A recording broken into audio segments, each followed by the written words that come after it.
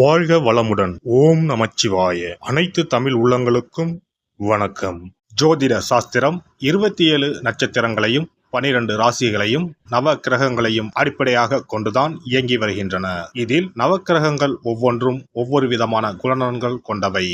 நவ கிரகங்களில் குருவை அடுத்து 2வது சுப கிரகமாக திகழ்பவர் சுக்கிரன். தனகாரகன் குரு பகவான் பணத்தை தருகிறார் என்றால் அந்த பணத்தை சந்தோஷமான வழிகளில் செலவு செய்ய வைப்பவர் சுக்கிரன். ஒருவர் பணத்தை பற்றி கவலைப்படாமல் செலவு செய்கிறார் என்றால் அவர் சுக்கிரனின் ஆதிக்கத்தில் பிறந்தவர் என்பதை அவரின் ஜாதகத்தை பார்க்காமலே அறிந்து கொள்ளலாம். சுக்கிர பகவான் கலைகளுக்கு அதிபதி என்பதால் எழுத்து, இசை, பாடல், நடனம், நாடகம், பாட்டு, சினிமா ஆகியவற்றில் புகழ்பெற ஜாதகத்தில் சுக்கிரன் நல்ல நிலையில் இருக்க வேண்டும் என்பது அவசியம். சுக்கிர பகவான் ஜாதகத்தில் எந்த நிலையில் இருந்தாலும் ரிஷபம், துலாம், மிதுனம், கன்னி, மகரம் மற்றும் கும்பம் ஆகிய 6 ராசிக்காரர்களுக்கு துன்பத்தை விளைவிப்பதில்லை. ரிஷபத்திலும் துலாம் ராசியிலும் ஆட்சி பெறும் சுக்கிர பகவான் தனது எதிரியான குருவின் வீடான மீனத்தில் உச்சமடைகிறார். தனது நண்பனான புதனின் வீடான கன்னியில் நீசமடைகிறார். ஜாதகத்தில் சுக்கிரன் வலுவிழந்தால் அவரின் திருமண வாழ்க்கையில் தடைகள் ஏற்படும் வாய்ப்புகள் அதிகம். சுக்கிர பகவான் ஜூலை மாதம் 31ஆம் தேதி சிம்ம ராசிக்கு பயிற்சியாக போகிறார். காதல் கிரகமான சுக்கிர பகவான் நெருப்பு ராசியான சிம்மத்தில் புதனோடு கூட்டணி சேரப்போகிறார். ஜூலை மாதம் 31ஆம் தேதி இந்த சுக்கிர பயிற்சி நடைபெறுகிறது. ஆகஸ்ட் மாதம் 23ஆம் தேதி வரை சிம்மத்தில் சுக்கிர பகவான் சஞ்சரிப்பார். சுக்கிர பகவான் ஜூலை மாதம் இறுதியில் சிம்ம ராசியில் நுழைந்து புதனுடன் இணைய இருப்பதால் லட்சுமி நாராயண ராஜயோகம் உருவாகும்.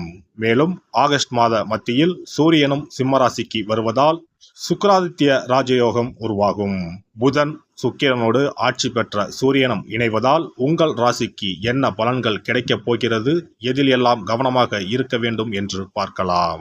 உங்கள் வாழ்வில் வளமும் நலமும் செல்வ செழிப்பும் பெற்று வாழ்வின் உயரிய நிலையை அடைய எல்லாம் வல்ல எம்பெருமானை வேண்டி விரும்பி கேட்டுக்கொள்கிறேன்.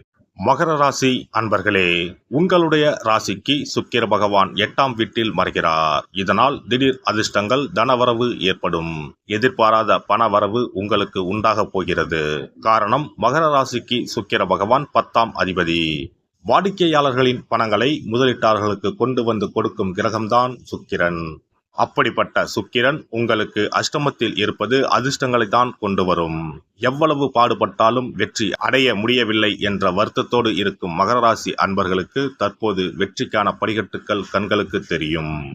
இனி எந்த ஒரு செயலையும் வேகமாகவும் வெற்றிகரமாகவும் செய்து முடிப்பீர்கள். மதிப்பு மரியாதை அதிகரிக்கும். பணப்புழக்கம் அதிகரிக்கும். உறவினர்களின் வருகையால் வீட்டில் உற்சாகம் குடிக்கொள்ளும். குடும்பத்தில் பெண்களின் ஆதரவு கிடைக்கும். மகிழ்ச்சி நிலவும். எடுத்த முயற்சிகள் யாவும் வெற்றி பெறும். சகோதரிகளால் பொன் பொருள் சேரும். விருந்து விழா என சென்று வருவீர்கள். சிலருக்கு வெளிநாடு செல்லும் வாய்ப்பு ஏற்படக்கூடும். பழுதான வாகனத்தை மாற்றி புதிய வாகனம் வாங்குவீர்கள். சகோதரர்களால் ஆதாயம் உண்டு. கணவன் மனைவிக்கு இடையே வீண் பிரச்சனைகள் ஏற்படக்கூடும் என்பதால் ஒருவரை ஒருவர் அனுசரித்து செல்லவும். அலுவலகத்தில் சக ஊழியர்கள் ஆதரவுடன் செயல்படுவர். பதவி உயர்வுக்கும் வாய்ப்பு உண்டு. நீங்கள் வைக்கும் கோரிக்கைகள் எளிதில் நிறைவேறும். அரசு வகையில் எதிர்பார்த்த கடனுதவி கிடைக்கும். உங்களுடைய பொறுப்பை தட்டி கழிக்காமல் செய்யவும். மேல் அதிகாரிகளிடம் அனுசரித்து செல்லவும். வியாபாரிகளுக்கு வியாபாரத்தை விரிவுபடுத்த வங்கி நிதியுதவி எளிதாக கிடைக்கும். பங்கு வர்த்தகம் நல்ல லாபத்தை தரும். பொருளாதார வளம் மேம்படும். எதிரிகளின் இடையூறுகளை முறியடிக்கும் ஆற்றலை பெறுவீர்கள். பெண்கள் குடும்பத்தினரின் நன்மதிப்பை பெறுவீர்கள். உங்களால் குடும்பத்தின் மதிப்பும் மரியாதையும் அதிகரிக்கும். வேலைக்கு செல்லும் பெண்கள் சிறப்பான பலனை பெறுவர். சுயதொழில் செய்யும் பெண்களுக்கு வங்கி கடனுதவி எளிதாக கிடைக்கும். சுக்கிர பகவானின் அருளை பெற கும்பகோணம் அருகே இருக்கும் சுக்கிரனுக்கு உரிய ஸ்தலமான கஞ்சனூர் சென்று வழிபட்டால் சிறப்பான பலன்களை பெறலாம். சென்னையில் இருப்பவர்கள் மாங்காட்டில் இருக்கும் வெள்ளீஸ்வரர் கோவிலுக்கோ மயிலாப்பூரில் இருக்கும் வெள்ளீஸ்வரர் கோவிலுக்கோ சென்று வழிபட்டால் சிறப்பான பலன்களை பெறலாம். இனி சுக்கிர பகவானின் அருளை முழுமையாக பெற வெள்ளிக்கிழமையில் செய்ய வேண்டிய வழிபாடு என்ன என்பதனை பற்றி காண்போம். வெள்ளிக்கிழமை என்பது தெய்வ வழிபாட்டிற்கு உரிய நாளாகும். அதிலும் குறிப்பாக மகாலட்சுமியை வழிபடுவதற்கு சிறப்பான கிழமையாக கருதப்படுகிறது. நமக்கு செல்வத்தை வாரி வழங்கக்கூடிய மகாலட்சுமி தேவியும் குபேரனும் நம்முடைய பூர்வ ஜென்ம கர்ம வினைக்கு ஏற்ப பலாபலன்களை கொடுக்கிறார்கள். அதை அனுபவிக்க செய்யும் பொறுப்பு சுக்கிர பகவான் பார்த்துக் கொள்கிறார். ஒருவர் செல்வந்தராக இருப்பதற்கு ஜாதகத்தில் சுக்கிரன் அருள் கட்டாயம் இருக்க வேண்டும்.